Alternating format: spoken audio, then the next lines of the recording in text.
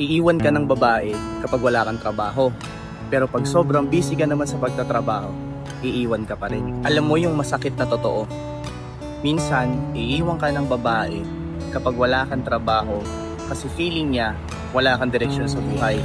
Pero minsan din, iiwan ka ng babae kahit sobrang busy mo na sa pagtatrabaho kasi feeling niya wala ka ng time para sa kanya. Ang hirap, di ba? Parang wala kang panalong gawin. Pero ang totoo, hindi problema kung may trabaho ka o wala. Ang problema, siya, yung taong hindi marunong makontento. Hindi mo kailangan mamili kung relasyon o trabaho.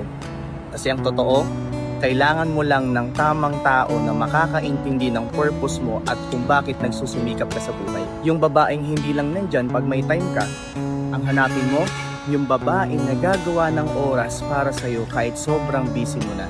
And lastly, gusto kong tandaan mo na hindi mo kailangan maging perpekto para manatili siya.